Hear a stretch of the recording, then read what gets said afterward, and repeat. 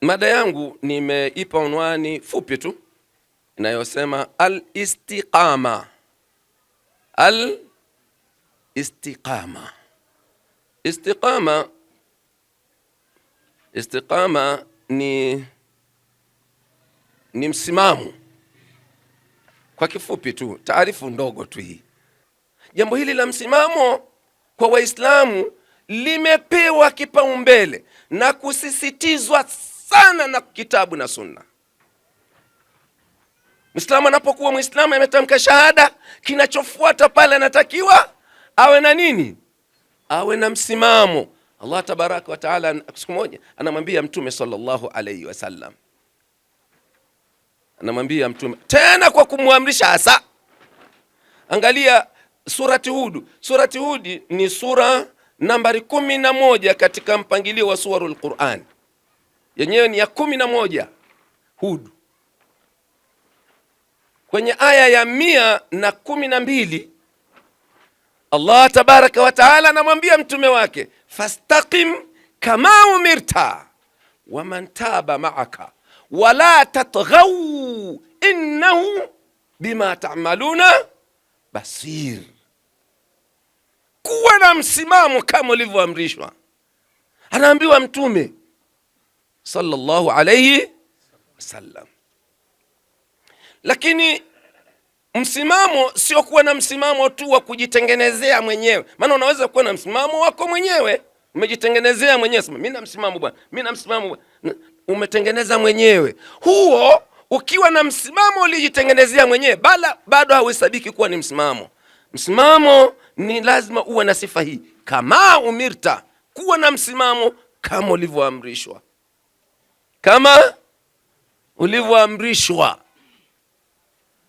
Halafu si wewe tu, waman taba maaka, na wale wanaorejea kwa Allah tabaraka wa taala pamoja nawe, yani na wafuasi wako, nao amri ni hiyo hiyo, natakiwa wawe na msimamo kama walivyoamrishwa. Imamu Tirmidhi anasema anna Aba Bakr radhiyallahu anhu wa arda, kwamba bwana mkubwa Abu Bakri Allah mwilie radhi,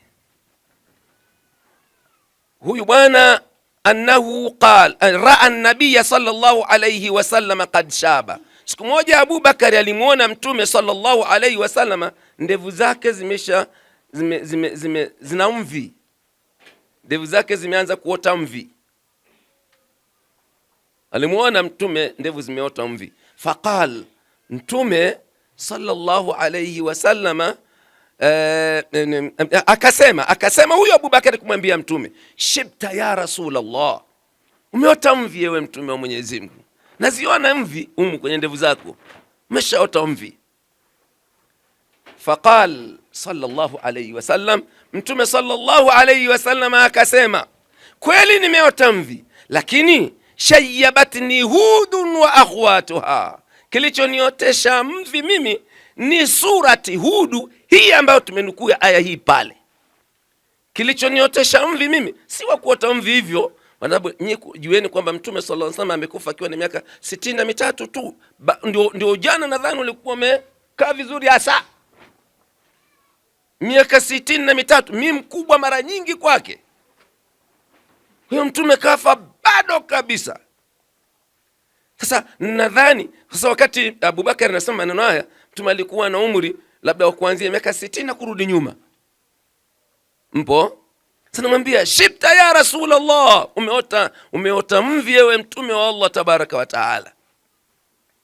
Mtume sallallahu alayhi wasallam anamwambia, shayyabatni Hudun wa akhwatuha, kilichoniotesha mvi ni Hudu, ni alwaqi'a walmursalatu wa amma yatasaalun wa idha shamsu kuwirat. Na aya ambayo ye mtume anaona ndio kali zaidi katika surati Hudu, na ndiyo iliyomotesha mvi hasa ni hii tuliyoisoma, fastaqim kama umirta wa man taba ma'aka wala tatghaw innahu bima ta'maluna basir. Na ukisha kuwa na msimamo katika kile ulichoamrishwa, pia kukaja makatazo pale, usipituke mipaka. Sasa una msimamo katika uliloamrishwa na umelishika kama vile vile uliloamrishwa, basi wewe usipituke mipaka, simama hapo hapo, usiongeze usipunguze. Amri hii ya aina hii Mtume anasema naifikiria mpaka umvi zimetoka. Uwezo wa kubaki pale pale sio jambo dogo, kubaki pale pale ulipoamrishwa bila kupituka mipaka. Kupituka mipaka hapa yeye anasema la tajawazu hududa ma amarakumullahu bi, msipituke mipaka ya kila alichokuamrisha kwacho Allah tabaraka wa taala, biziyadati fihi, kwa kuzidisha ndani yake, au naqsi minhu, au kupunguza humo ndani mwe, au inhirafu anhu, au kupinda au kupindisha. Kama amri ndio hiyo, Mtume anasema imemwotesha mvi. Wewe uliwahi kufikiria hata siku moja kwamba kuna amri ya namna hii imemwotesha mvi Mtume sallallahu alaihi wasallam? Halafu wewe umekuwa na msimamo gani kuhusu amri hiyo? Unaifuatilia ili usije kapituka mipaka kwa kuzidisha au kwa kupunguza au kwa kupinda. Kama kweli sisi tungekuwa ni wafuasi wa Mtume sahihi na tunamfuata Mtume na tunamwiga Mtume, amri kama hii ingetushughulisha maisha yetu yote, wala tusingepata muda wa kufikiria kingine ambacho si cha dini. Tusingeweza kufikiria kingine. Usingeweza kufikiria mpira, usingeweza kufikiria bao, usingeweza kufikiria pool table, sijui nini, vitu gani, usingeweza kufikiria hivyo. Maana hivyo hata pia havikupi faida yoyote, si hapa duniani, si kwambia akhera. Lakini kwa kuwa amri kama hizi hatujui kama zipo, sisi tunafanya tunavyotaka. Tunacheza tu hapa, umri wetu unafika, yani tunaondoka kama vile yani kama vile tulishabashiriwa pepo. Kama vile tulishabashiriwa pepo. Lakini Mtume sallallahu alaihi wasallam ambaye kabashiriwa si tu pepo, bali kaambiwa wewe makosa yako yaliyopita na yajayo shasamehewa. Bado anaoteshwa mvi na amri miongoni mwa amri za Allah tabaraka wa taala zilizoko ndani ya Qur'an. Yakulu Sheikh Ahmad al-Kurdi, huyu bwana ni moja ya wafasiri wa Qur'an, anasema katika tafsiri yake akifasiri aya hii, anasema yukhatibu Allahu nabiyahu sallallahu alayhi wasallam. Hapa Allah tabaraka wa taala anamzungumzisha, anamkhatibu, anamzungumzisha mtume wake sallallahu alayhi wasallama, amiran, huku akimwamrisha ayaltazima bima amarahu Allahu taala min umuri din, kwamba alazimiane na kile ambacho Allah tabaraka wa taala amemwamrisha kwacho miongoni mwa mambo ya dini. Wa anna Allah taala, na kwamba Allah tabaraka wa taala wa an yasira fi tatbiqi shari'ati Allah, na kwamba wakati akienenda katika kutekeleza sheria za Allah tabaraka wa taala, multaziman, alazimiane tilka al-awamir al-ilahiyya, alazimiane na hizo amri za kiuungu, duna khuruji anha, bila kutoka kwenye amri hizo, la biziyadati fiha, si kwa kuzidisha ndani yake, wala bin inhiraf anha, wala kupinda kaziacha zile amri, wala bin naqsi fi hududiha, wala kupunguza katika mipaka yake. Wakadhalika, na vile vile, kullu man amana ma'ahu min ummatihi alayhi an yasira fi hayatihi multaziman bihadha almanhaj, na kila aliyemfuata huyu mtume ni juu yake, alayhi, ukishasikia alayhi manake ni wajibu kwake, ni lazima kwake, ayasira, afuate, fi hayatihi, katika maisha yake yote, multaziman bihadha almanhaj, huku akilazimiana na manhaji hii. Hii ni manhaji hii tuliotaja ya hali ya mtume, ni manhaji. Fuata manhaji hiyo, manhajul istiqama. Ndio akasema manhaji inaitwaje? Manhajul istiqama ala shar'i Allah, ni manhaji ya mtu kuwa na msimamo na sheria za Allah tabaraka wa taala, alladhi, sheria ya Allah tabaraka wa taala ambayo tadhminuhu kitabullahi wa sunnatu rasulihi, sheria ya Allah ambayo imedhaminiwa na kitabu cha Allah tabaraka wa taala na suna za mtume wake sallallahu alayhi wasallam. Fala ikhtira'u fi dinillah, hakuna kuvumbua. Ikhtira'u ni kuvumbua, hakuna kuvumbua katika dini. Maana imevumbua jambo moja zuri kwenye Uislamu, hakuna kuvumbua katika dini ya Allah tabaraka wa taala, wala ibtidaa, wala kuzusha. Wa innama huwa ta'atu wal ittiba'. Angalia mafunzo ya Uislamu namna yalivyo bora na yenyewe, wala hayana mbambamba haya. Bwana sahaba mmoja anaitwa Abi Amri bin Sufyani bin Abdillah radhiyallahu anhu warda, qal qultu ya Rasul Allah, anasema siku moja nilimuuliza mtume wa Mwenyezi Mungu sallallahu alayhi wasallam, nikamwambia qul li fil islami, niambie mimi katika huu Uislamu, qawlan, niambie neno moja tu, la as'alu anhu ahadan ghayrak, ambalo sintomuuliza mwingine yoyote zaidi yako. Qala, mtume akamwambia qul, sema amantu billah, nimemwamini Allah tabarak wa taala, thumma istaqim, kisha kuwa na msimamo. Hiyo nukta ya kwanza ndugu zangu katika iman. Nukta ya pili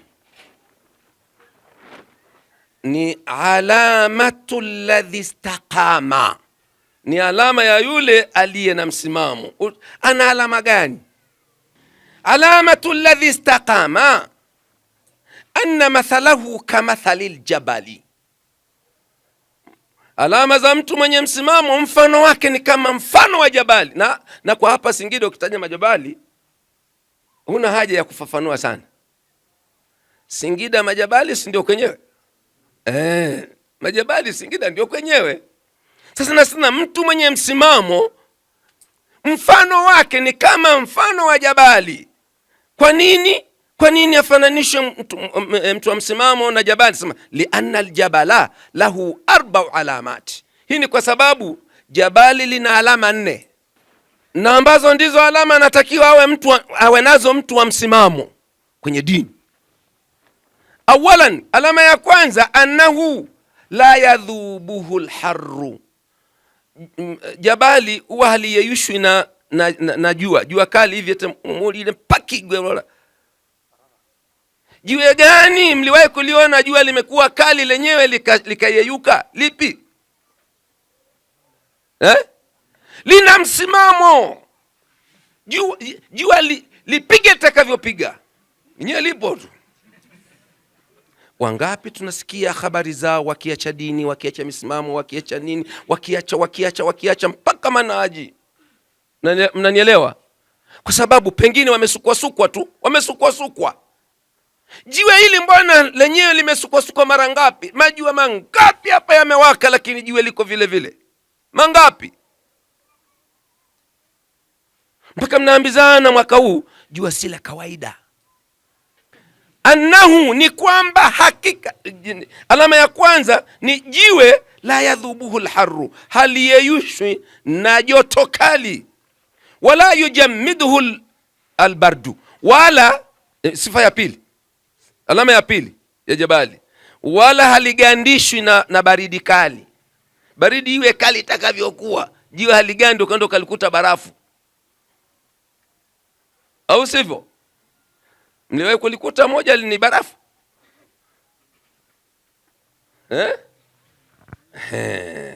Huyo alama hizi tumetaja ngapi?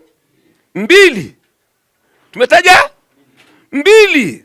Ya 3, wala yuharrikuhu rihu, wala hata kije kimbunga cha namna gani huwezi kuliona jua linayumba, huwezi kuliona. Au mmewahi kuliona likiyumba? Bali wengine wanajenga kabisa pembezoni mwa jua lenyewe, kwa sababu najua haliyumbi hili. Hata kimbunga kije cha namna gani iwe hamna, lipo tu. Sasa kwenye haya majabani, kwa nyinyi mnayajua, nikawa nataka nitoe mfano hapa.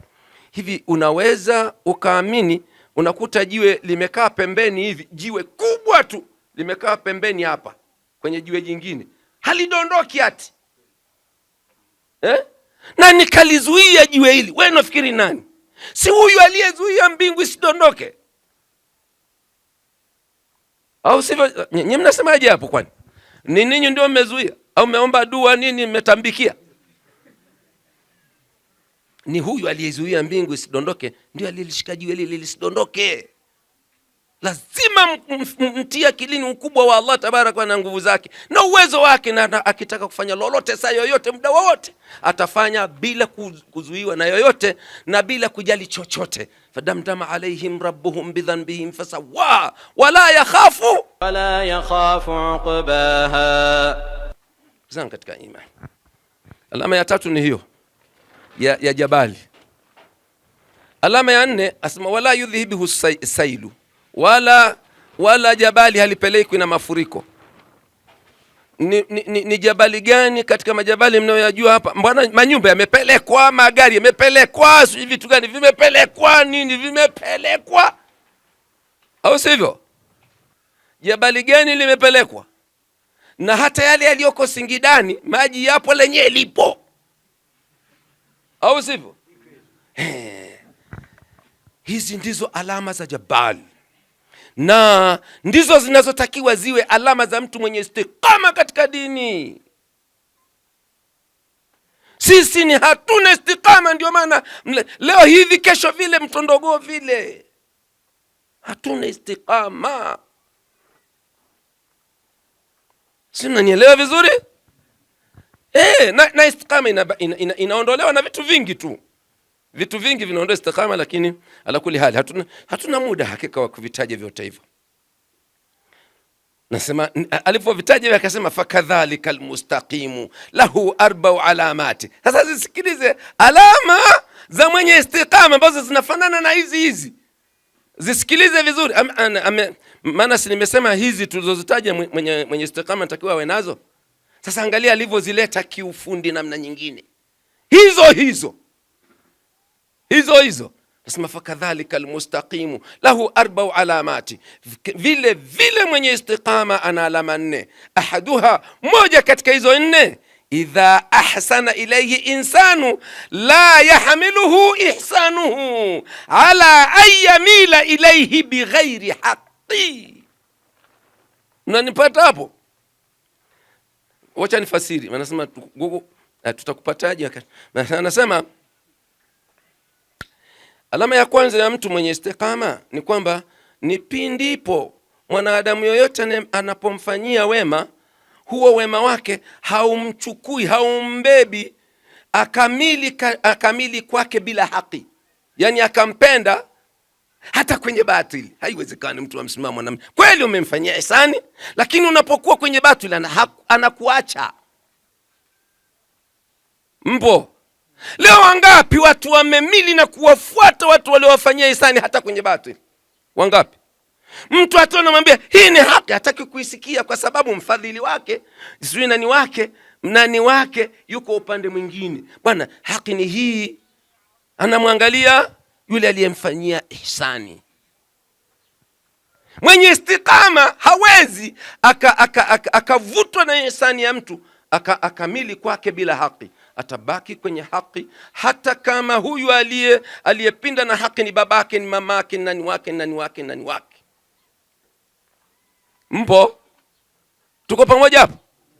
Hii ni alama ya kwanza ambayo inafanana na zile alama za jabali, au sivyo? Halafu kisha akasema thaniha, ya pili, alama ya pili ya mtu mwenye istiqama, idha asaa ilayhi insanu la yahmiluhu dhalika ala an yakuna bighairi haqqi. Na pia mtu yoyote, mwanadamu yoyote anapomfanyia ubaya wowote mtu mwenye istiqama, mtu mwenye msimamo, ubaya wa huyu hautomfanya asifuate haki kwa sababu imesemwa na mbaya wake. Na nipata vizuri? Wewe unaweza ukahama kabisa na ukaritadi kwa sababu umefanyiwa ubaya na mtu. Sasa huyu mtu dini hii si yake ati. Huyu mgomvi wako na mbaya wako dini hii si yake. Waachaje dini kwa sababu ya ubaya wa mtu?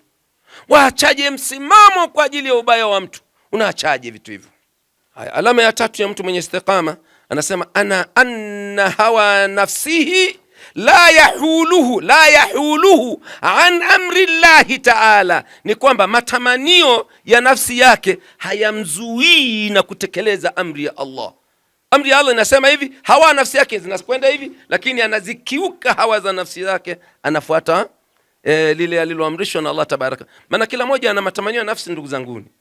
Tumeumbwa hivyo, tumeumbiwa haya ni jihadi ya kupigana jihadi na matamanio ya nafsi ili uifikie amri ya Allah tabaraka wa taala. Kwenye mwenye msimamo matamanio ya nafsi wala hayamzuii na amri ya Allah tabaraka. Alama ya ngapi hiyo? Na ya 4, warabiuha, na ya 4, anna hutama dunya la yushghiluhu an ta'ati Allah azza wa jalla, kwamba manufaa yote ya kidunia hayamshughulishi kabisa kabisa kabisa na Allah tabaraka wa taala. Kwamba kumetokea jambo miongoni mwa mambo ya dunia yenye maslahi na dunia ya halali, sio kwamba labda ya haramu, ya halali kabisa, lakini hapo hapo kuna jambo la Allah, hapo hapo kuna jambo la Allah tabaraka wa taala. Mara nyingi sisi huakhirisha la Allah, mara nyingi, au sivyo? Mheshimiwa diwani, wewe unatakiwa, unaweza kupigia simu, mheshimiwa, kuna kikao cha dharura hapa kwenye manispaa ya Singida. Sio hilo ni la dunia. Ambia utatu unaongoneza dharura, na dharura imetokea ya nguvu, na kama ulikuwa ujaje huji, au sivyo? Ni kwamba hutamu dunia, manufaa ya kidunia, mwenye istiqama hayamzuii na jambo la Allah tabaraka wa taala. Ataenda kwa la Allah kwa sababu anajua mambo yanakwenda kwa ngazi, kwa ubora tofauti tofauti. La Allah ni la kwanza kabla lingine lolote liwalo. Mnanipata vizuri? Maana tunazungumza istiqama hapa ati. Siku moja Abdullah bin Umar radhiyallahu anhu wa arda, Abdullah bin Umar, Allah mwili radhi yeye na babake, radhiyallahu anhuma wa ardahuma, Allah mwili radhi yeye na babake, maana hao wote ni maswahaba. Abdullah bin Umar yeye huyu ni mwamba katika miamba 7 iliyopokea hadithi kuanzia 1000 na kuendelea. Ni yeye nambari 2 baada ya Abu Huraira. Alipokea ngapi? Alipokea hadithi ngapi kwani?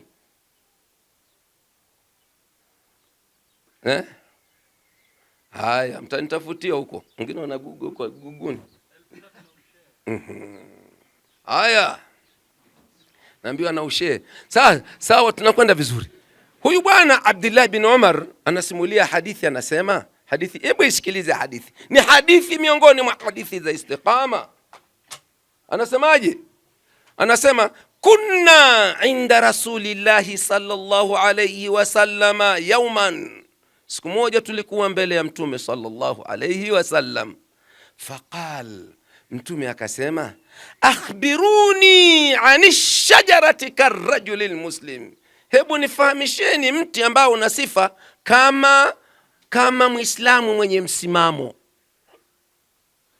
Niambieni ni mti gani wenye sifa kama za Muislamu mwenye msimamo. Ikabidi wafafanulie ili waujue kwa urahisi.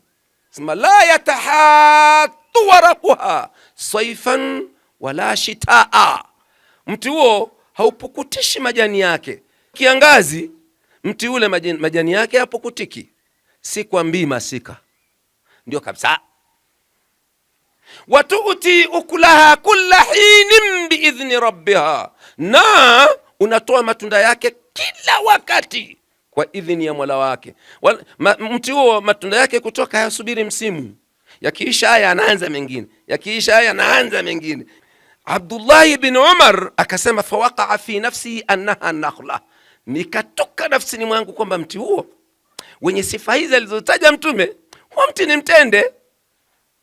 Lakini faraaitu Aba Bakari, nikuliani kwangu nikamwona mwamba Abu Bakari mzee. Maana huyu Abdullah bin Umar ni mtoto wa Umar bin Khattab radhiyallahu anhu, na Umar ni sawa umri wake na mnalingana na Abu Bakari hivi. Kwa hiyo Abu Bakari anaweza kuwa ni babake pia, sio? Sema nikamwangalia Abu Bakari wa Umar na Umar ambaye ni babake, la yatakallamani, hawazungumzi chochote. Fakarihtu an atakallama, mimi nikachukia nisije nikatia neno, mtoto mdogo mimi hapa ati, na hawa ni vigogo wako hapa, kina wazazi wako hapa, nani na mimi nitie neno hapa.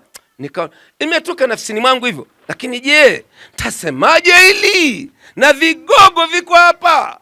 Sema nikachukia, nikaona nisije nikatia neno. Falamma lam yaqulu shay'a, na Mtume alipoona hawa wasemi kitu, faqala innaha nakhla, mti huo ni mtende. Mtende unafananishwa hivyo. Mtende haudhuriki na shida, maana kiangazi si ni shida. Shida ile haiudhuru mtende, kama ambavyo na muumini naye imani yake haidhuriwi na shida. Mpo? Mtende haudhuriwi na raha, maana mtu mwingine anawezekana, cha ajabu sana mwanadamu, tumetofautiana hivyo. Kuna mtu mwingine anadhuriwa hata na raha, akipata raha na ibada anaacha kwa sababu ana raha, nasema anadumbua mwenyewe anaacha. Mnanipata? Huyu amedhuriwa na raha. Kwa hiyo muumini mtende raha haidhuru mtende, lakini pia hata muumini mwenye istiqama raha haimdhuru. Na msimamo ni ule ule, hata awe bilionea kiasi gani, msimamo ni ule ule. Halafu muumini mwenye istiqama ana matunda katika jamii, anatoa matunda katika jamii wakati wote kama mtende. Na mnanipata mpaka hapo? Ewa, al-istiqama, msimamo. Aliulizwa Imamu Daril Hijra, ikitajwa hivi, maarufu kutajwa hivi, unafikiri huyu ni nani? Imamu Daril Hijra, nyinyi mnafikiri ni nani? Nani anamjua huyu Imamu Daril Hijra ni nani? Imamu wa mji wa kuhamia nani? Nani anamjua huyu? Imamu Daril Hijra huko, nani anamjua? Anyoshe mkono. Kwani kuna shida gani? Hatupigani, hatufanyi chochote. Nani anamjua huyu Imamu Daril Hijra ni nani? Labda sasa kwa kuwa hatumjui, hebu tuambie Sheikh, ni nani huyo? Nakupa sasa ruhusa. Na Imamu Malik bin Anas. Imamu Malik bin Anas, huyu ni imamu wa pili kwa ukubwa. Wa kwanza ni Imamu Abu Hanifa rahimahullah, na wa pili ni huyu bwana Imamu Malik bin Anas, na ndio mwalimu wa Imamu Shafi'i rahimahullah. Hawa watu, huyu Imamu Maliki ndio lakabu yake ni hiyo. Ukisikia Imamu Daril Hijra ujue ni anakusudiwa nani? Ni Imamu Maliki, mwamba katika dini hii, ni mwamba. Ninyi mnadhani huko nyuma watu walikuwa kama sie? Ala, itakuwaje kama wangekuwa kama sie? Na wasiwasi kama Uislamu ungefika hapo. Watakuwa ni miamba, sio mchezo hakika. Watu wana ikhlasi, watu wana istiqama, watu mashujaa wa kila aina ya sifa bora wanazo. Sasa Imamu Daril Hijra aliendewa na bwana moja, akaulizwa huyu bwana alimwendea, alitaka kwenda hija huyu bwana. Kama hivi, msimu nadhani ulikuwa msimu wa hija kama hivi. Alitaka kwenda hija. Akaenda akamwambia akamuuliza Imamu, akamwambia araaita law ahramtu qabla almiqat, unaonaje Imamu lau mimi nitahirimia hija kabla ya kufika miqat. Miqat ni maeneo maalumu ambayo mahujaji wakifika humo ndio wanahirimia hija, na ziko 7 hizi miqati, ziko 7. Hao mashekhe walioishi kule wanazijua, hao wameishi huko hao. Usione yuko Makuru hapo kuona labda amekanyaga ardhi ile. Wewe unazijua hizo miqati ya Madina, miqati yao wapi, miqati yao nini? Wa Tanzania nadhani miqati yao ni ile ile ya watu wa Madina, inaitwa Dhul Hulaifa. Sasa huyu bwana anamwendea, na kwa kuwa alikuwa Madina, miqati ya Madina ni Dhul Hulaifa. Akamwendea Imam Malik akamwambia, kwani nina dharura gani mpaka nifike miqati ndio nihirimie hija? Unaonaje lau ningehirimia hija? Mimi nataka kuhirimia hija kabla sijafika miqati. Mnakumbuka tulivyoanza kwamba unatakiwa uwe na msimamo katika kile ulichoamrishwa bila kuzidisha wala kupunguza wala kupindisha, au sivyo? Mnakumbuka hiyo? Sasa Imamu Maliki alipoulizwa swali hili na huyu bwana kwamba huyu anataka kuhirimia hija kabla hajafika mikati yao ya Madina, Imam Malik akamwambia, akhsha alaika alfitna, nachelea utapata fitna, utafitinika. Unahirimiaje hija kabla hujafika mikati? Bwana akamwambia, wa ayu fitnatin fi ziyadati fil khair, fitna gani nitaipata wakati mimi nazidisha khairi? Kuna ubaya gani? Unaona hiyo habari? Mnanielewa vizuri hapa? Kuna ubaya gani? Maana kuhirimia hija, kwani kuhirimia ni swala baya? Mimi nataka nianze maana ukishahirimia hija unaanza kupata thawabu za ibada hiyo, au sio? Nataka nikihirimia hapa hapa Madina mpaka nije nifike Dhul-Hulaifa tayari naanza kuzivuna. Nimezivuna kadhaa. Sasa kuna fitna gani unaniambia nitaipata wakati mimi nazidisha khairi? Hisi ni khairi. Imam Maliki akamwambia, wa ayu fitnatin a'zam min an tad'a bi nafsika khairan lam yaf'alhu Rasulullah sallallahu alayhi wasallam, ni fitna gani kubwa zaidi kuishinda hii ya kudai khairi ambayo hakuifanya Mtume sallallahu alayhi wasallam?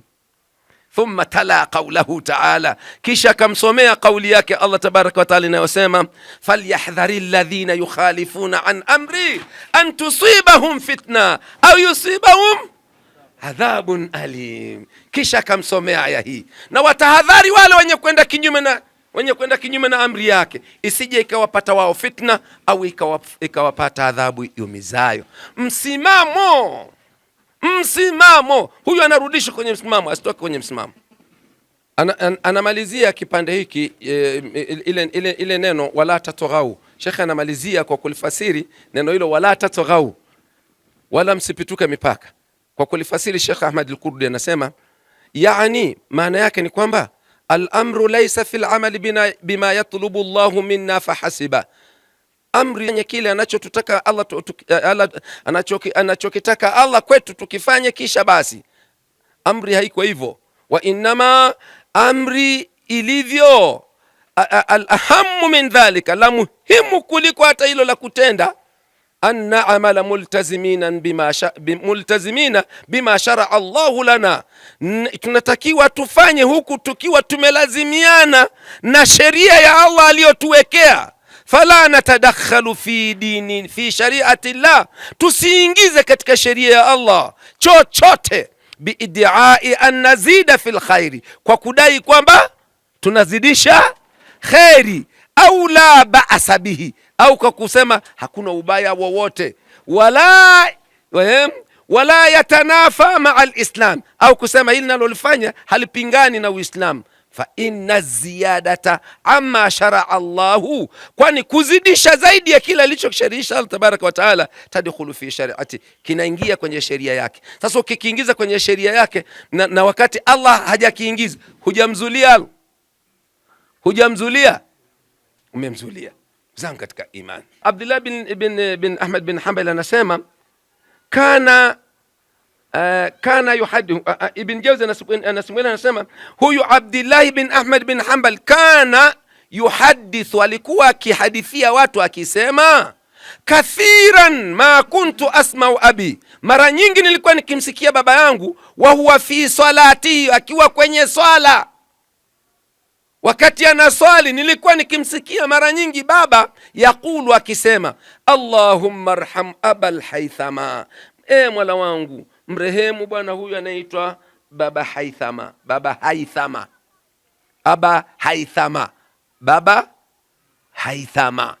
Huyu anasema nilikuwa nikimsikia baba. Abdullah anasema nilikuwa nikimsikia baba mara nyingi kwenye sala yake akimwambia bwana huyu, alladhi, huyu mtu mwenyewe aliyekuwa anaombewa huyu baba Haythama huyu, sujina ma'ahu fi sijni, alifungwa pamoja naye jela. Sasa ninyi mkisikia imamu mnadhani labda walipita tu kwenye unajua madai nyie, maana huko madai wako wengi wamekaa huko. Ninyi madai nyie mnadhani kazi hii ya da'wa ni kazi ambayo utaifanya huku kikanyaga zulia jekundu? Zulia jekundu si mnalifahamu? Ni mazulia yanayowekwa kupokelea watu wakubwa, au sivyo?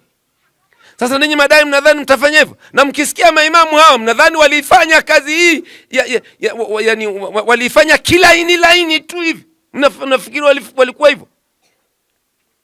Sasa unasikia huyu Aba Haithama alifungwa pamoja na nani? Na jamani, kwa hali ya kawaida hivi ni Imamu Ahmad ni wa kufungwa?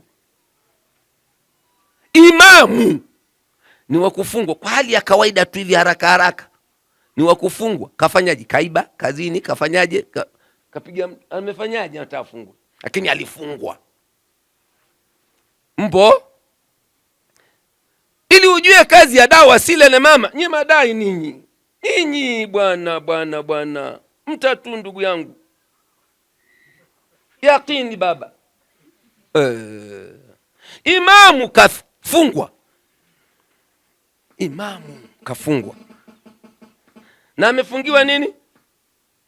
Kilichomfanya afungwe ni kwa sababu anakataa Qur'ani si kiumbe.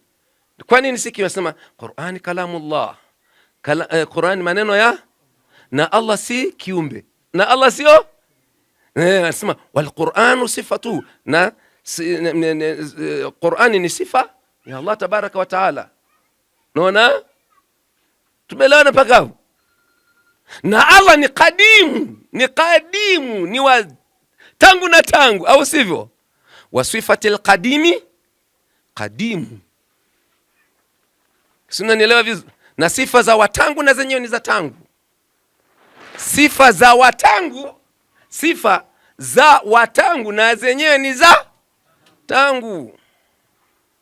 Mnanielewa vizuri maneno haya? Haya, sasa akafungwa. Na huyu bwana anaitwa Abul Haithama. Imamu alivyoulizwa kwa nini huyu Aba Haitham, ni wa nini dua hii kutwa? Ni nini? Kilitokea nini? Mbona unamrehemu sana na wakurehemewa wako wengi, lakini kwa nini huyu? Kwa nini huyu muda wote? Imamu Ahmad akasema lamma ukhrijtu liudraba, alipofungwa ili huko akiwa jela kule, ikatolewa na amri nyingine atolewa apigwe viboko. Mzee alikuwa wakati ni mtu mzima na alipigwa kweli, ilikuwa ni viboko 100, lakini vilipofika viboko 60 akazimia, akaachwa. Na vyote hivi anapigwa pale ni kama jiwe. Si unanipata? Ni kama sio, tutasema alama za mwenye istiqama. Wewe ungesemaje? Sema hebu subirini kwanza. Si nilikuwa natania tu pale. Ni kweli ni Qur'an ni kiumbe. Pale nilikuwa natania nanyi. Bwana wewe unafanya mchezoni. Sasa akasema nilipotolewa kwenda kupigwa, naona wa ana ala khuruji min asijin, wakati niko natoka pale jela kwenda kupigwa, idha birajulin yajdhibuni min khalfi wa yaqulu li, mara kuna mtu akanishika nyuma akanivuta akaniambia ya Ahmadu, ewe Ahmadi. Maana mwenyewe anasema, akamwambia ya Ahmadu, ewe Ahmad, ataarifuni, unanijua mimi ni nani? Amemshika nyuma hivi anamwambia unanijua mimi hapa ni nani? Qultu, Imam Ahmad akasema nikamwambia la, mimi sikujui. Qala, akasema yule bwana, ana Abul Haithami al-Ayyar al-Lisuddarar alladhi a'adu ala al-buyuti akhudhu min huna wa min huna. Mimi unavyoniona mimi naitwa Abul Haithami, mwizi jambazi sugu, mwizi sugu. Mimi ni mwizi sugu, nikitembea katika majumba ya watu huko, nikichukua hapa, nikiiba hapa, nikiiba hapa, nikiiba hapa. Imam Ahmad kafungwa kwa sababu ya kutetea haki, au sivyo? Sasa huyu akamwambia wazi kabisa, mimi ni mwizi mashuhuri kabisa, mwizi mwenye madhara, jambazi sugu. Maktubu fi diwani amiril mu'minina, kumeandikwa katika kumbukumbu, katika nini, katika faili la amiril mu'minina kumeandikwa pale kwamba anni dhuribtu bisauti 18,000 jilda. mutafarriqa. Imeandikwa katika faili la Amir Mu'minin kwamba nimepigwa viboko mara 18,000 mara 18,000 tofauti. Kullu dhalika, huyu bwana anamwambia yote hayo, pigwa yote hiyo, nikipigwa narudia, mara zote hizo, min ajili dunia, kwa ajili ya dunia. Akiiba mtu si kwa ajili ya dunia tu, au sivyo? Kwa ajili ya kumtii shetani, kwa ajili ya dunia. Namwambia fasbir anta, anampa ajabu ya Mwenyezi. Angalia huyu mwenye kutoa nasaha alivyo, na utarudi kule kwenye alama za mwenye istiqama.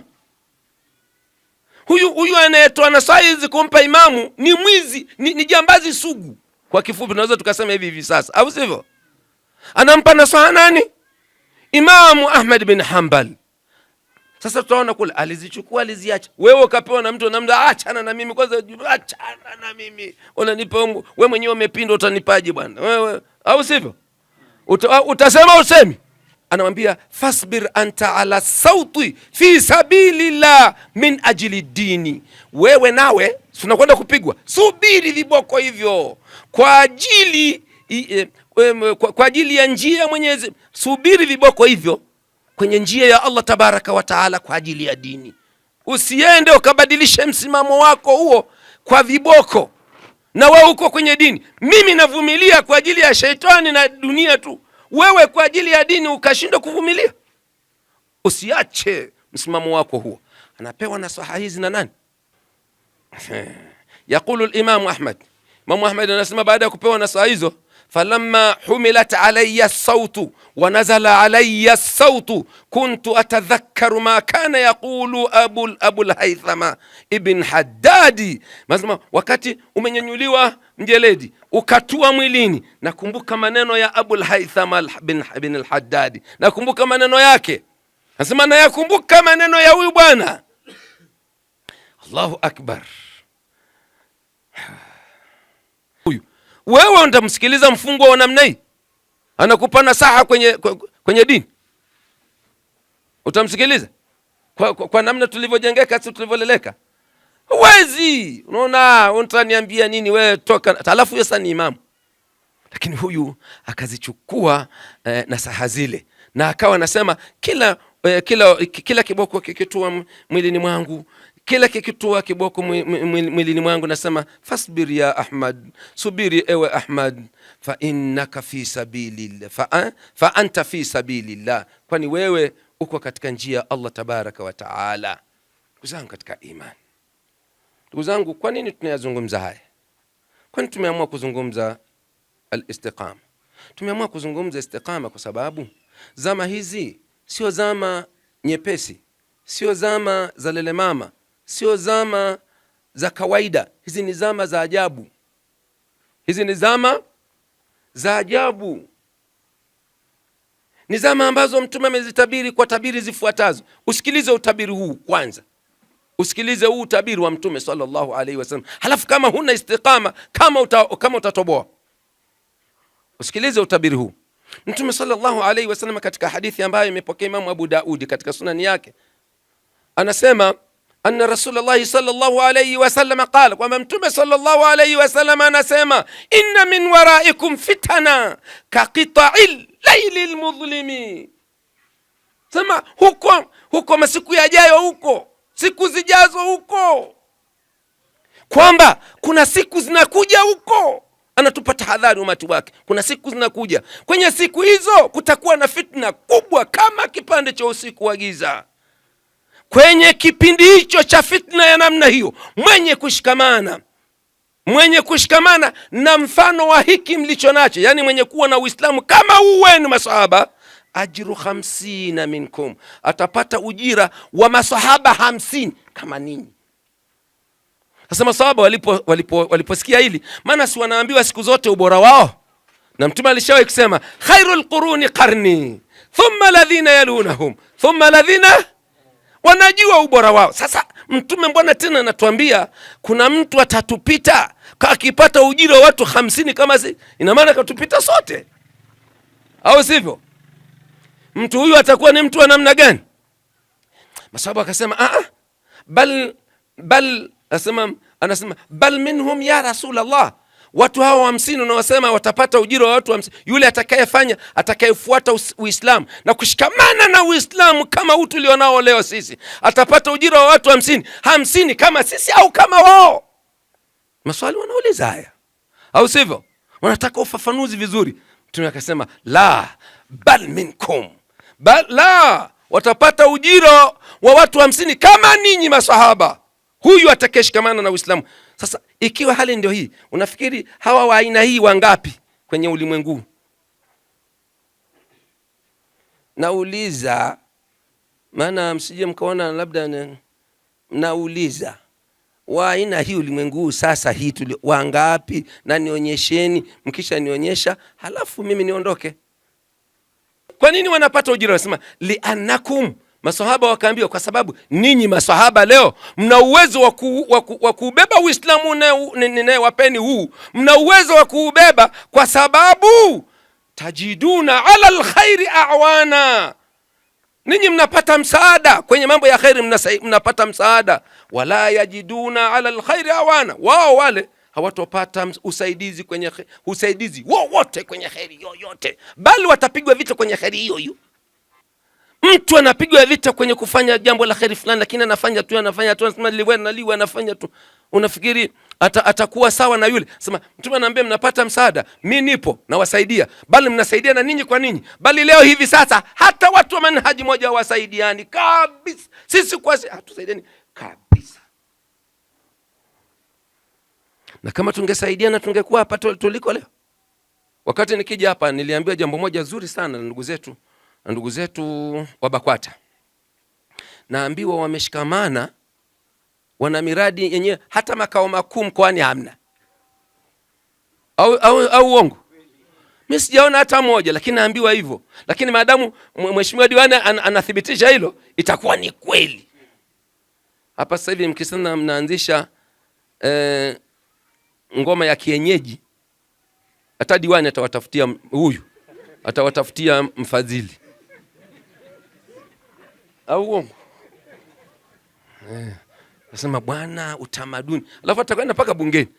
Mheshimiwa kaalikwa diwani kusema bwana, tumeamua kuanzisha kufufua utamaduni, kwa hivyo bunge hili tukufu tutaomba mtupatie ufadhili. Na kweli siku hiyo watakuja, naambia wako wataongozana hapa, mkuu wa wilaya, mkuu wa nini, watakuja wote hapa. Alafu wameandaliwa wanacheza hapa, wamefunga manyoya ya kuku ya nini ya ndege gani huko utafuta huko kwingine no. Au sivyo? Katika imani kwenye Allahu Akbar.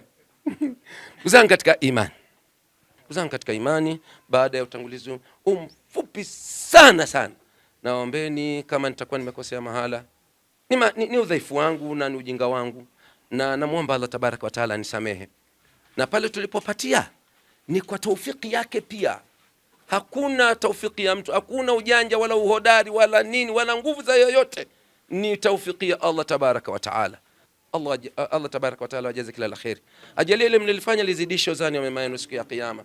Na Allah harakati kama hizi azihuishe na ziendelee na zaidi kama tulivyosema. Na Allah ni msikivu na Allahu ni mweza wa hilo, na waliyo dhalika wal qadir alayhi. Wabillahi tawfiqi. Assalamu alaykum wa rahmatullahi wa barakatuh.